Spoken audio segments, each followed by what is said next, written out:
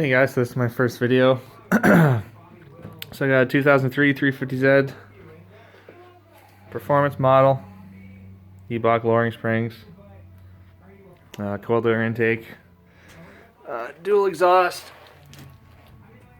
It's a MagnaFlow muffler replacing the resonators. This is the Rev 9 exhaust, so it sounds like crap if you don't throw that bad boy in there. But yeah, so just did a header install. So as you can see, no header. No header. So this side I can almost completely get from the top, all the bolts. Only thing you need to take off on this side is your air intake.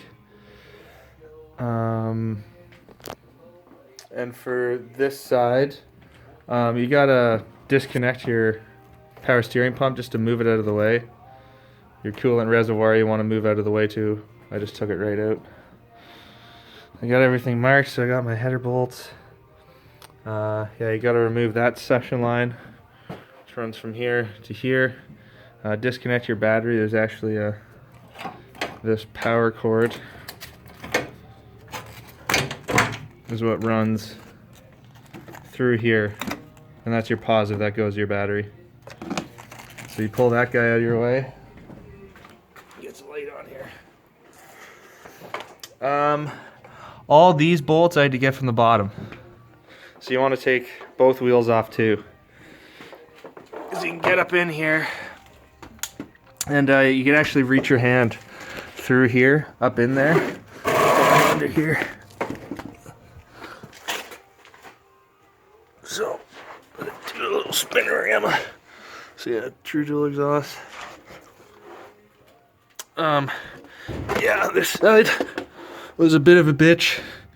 So you can see there's those bad boys up there. So yeah, there's this little opening here you can get your hand through where your tire is, and that gives you access to a lot of bolts. Honestly, it's just a matter of using different extensions, different size sockets and wrenches just to get yourself comfortable. Like, the hardest part about this was actually getting the friggin' heat shields off, because there was just no room and they were rusted right on. And then for this side, same thing, take your wheel off just to give you more room, because it is tight as hell down here.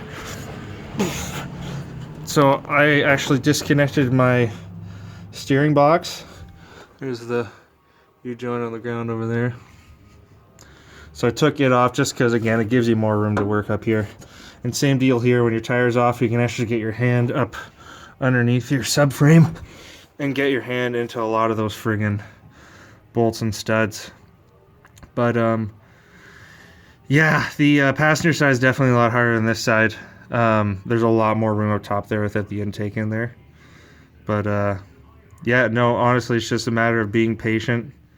And my headers aren't in yet, but they're in the mail. They're going to be here in a couple days. So I figured I'd do this, get this out of the way, and then install the headers and save that for another day.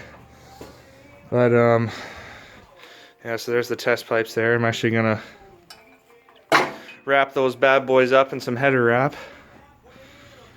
This good stuff. And then I got a new bumper coming in, so I took that stuff off.